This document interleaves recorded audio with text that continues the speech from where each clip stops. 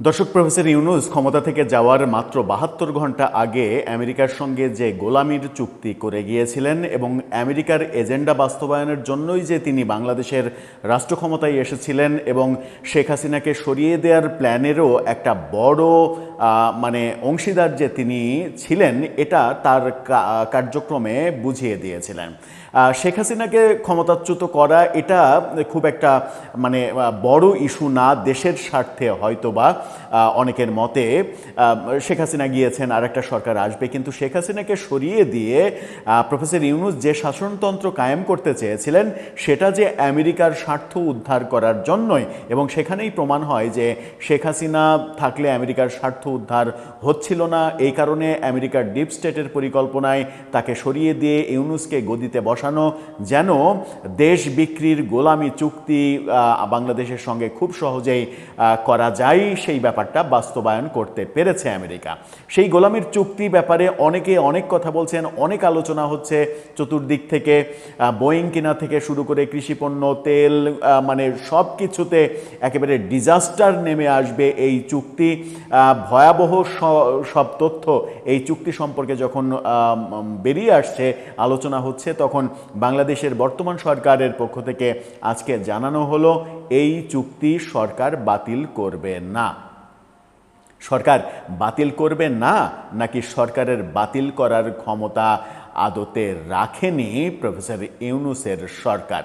চলুন একটু জেনে দেখি সরকার কি বলছে, অন্যান্যরা কি বলছেন আলোচনায়। এই গোলামির চুক্তিতে কি কি সর্বনাশ হতে পারে বাংলাদেশের, যে সর্বনাশটা নিশ্চিত করে গিয়েছেন প্রফেসর ইউনূস, এবং তার এই মহা সর্বনাশ দেশের করার জন্য তাকে বিচারের কাঠগড়ায় নেওয়া উচিত কিনা, সেই আলোচনাও যখন চতুর্দিকে হচ্ছে, তখন বাস্তবতাটা বুঝে দেখার চেষ্টা করি এই ভিডিওতে।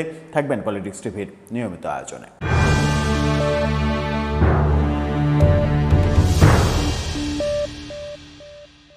দর্শক, বলছিলাম প্রফেসর ইউনূসের করে যাওয়া গোলামির চুক্তি আমেরিকার সঙ্গে, সেই চুক্তি বাংলাদেশের বর্তমান সরকার, বিএনপি সরকার বাতিল করবে না বলে জানানো হয়েছে।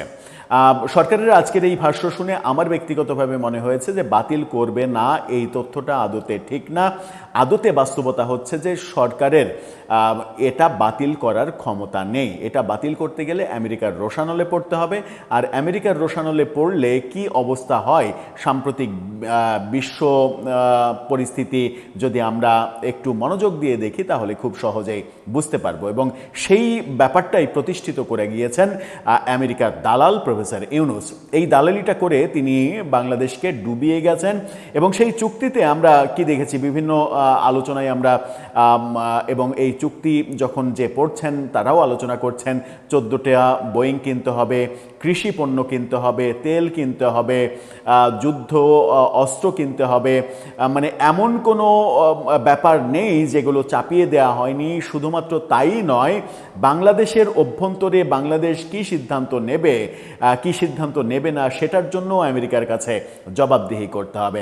বাংলাদেশ কোন জায়গায় কোন সেক্টরে ভর্তুকি দেবে কি দেবে না, সেটা আমেরিকা নিয়ন্ত্রণ করবে, সেটা আমেরিকার কাছে রিপোর্ট দিতে হবে।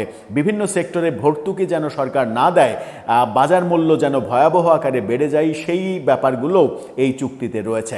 সব মিলিয়ে বাংলাদেশকে একটা মরুভূমির দেশে পরিণত করার সমস্ত পরিকল্পনা এই মেটিকুলাস ইউনূস সেটা করে গিয়েছেন এবং তার সরকার করে গিয়েছে। তার সরকার করে যাওয়ার পরে আমরা দেখেছি যে প্রফেসর ইউনূস নিজেই এখন মবতন্ত্র দেশে কায়েম করে, নিজেই মবের ভয়ে এসএসএফ নিরাপত্তা যেন অন্তত 1 বছর থাকে, সেই মেটিকুলাস ভিভিআইপি ঘোষণা করার ব্যাপারটাও তিনি করে গিয়েছিলেন।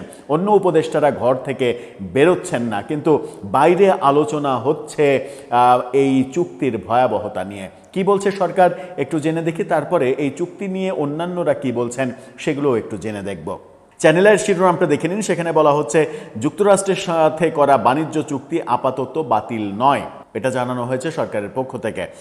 প্রধানমন্ত্রীর পলিসি অ্যান্ড স্ট্র্যাটেজি বিষয়ক উপদেষ্টা ডাক্তার জাহিদুর রহমান বলেছেন, যুক্তরাষ্ট্রের সঙ্গে স্বাক্ষরিত বাণিজ্য চুক্তিটি আপাতত বাতিল করা হবে না। তিনি বলেছেন যে অর্থনৈতিক সংকটের প্রেক্ষাপটে এই চুক্তি সম্পন্ন হয়েছে, তাই বর্তমান পরিস্থিতিতে এটি বহাল থাকবে। তবে চুক্তি বাতিলের দাবিতে যারা মত দিচ্ছেন তাদের সঙ্গে সরকার আলোচনা করবে এবং তাদের মতামত গুরুত্ব সহকারে শোনা হবে। জ্বালানি তেলের দামের সামঞ্জস্য রেখে পরিবহন ভাড়া যেন বাড়ে সেই কথাও বলেছেন। অন্য আলোচনায় যাব না, এই আলোচনাতেই থাকি যে চুক্তি ব্যাপারে তিনি বলছেন যে যারা এই চুক্তি নিয়ে দ্বিমত করছেন তাদের সঙ্গে সরকার বসবে। এটা একটা ওয়েল অ্যান্ড গুড ডিসিশন। এটা যদি সরকার বসে এবং সরকার যদি বিশ্লেষকদের বিশ্লেষণগুলো শোনে, তাহলে সরকার উপলব্ধি করতে পারবে বাস্তবতাটা আরও বেশি করে।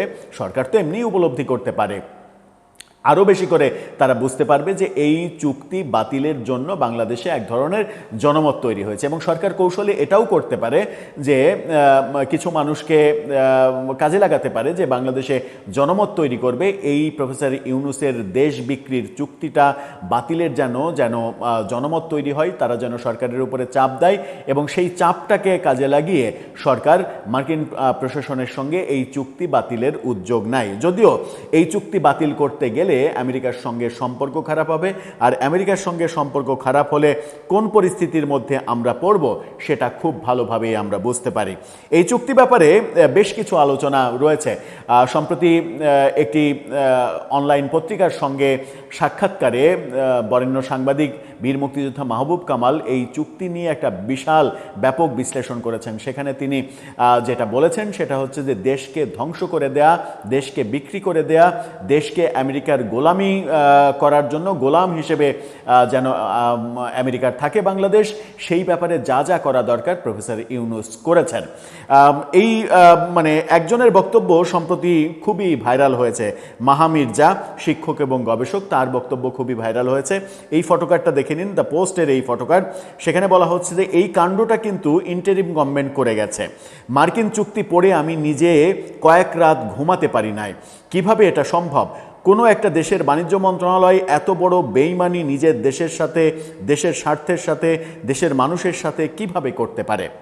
কিভাবে নিজের দেশের শিল্পকে জলাঞ্জলি দিয়ে সে আমেরিকার হাতে পুরো মার্কেটটা ছেড়ে দিতে পারে?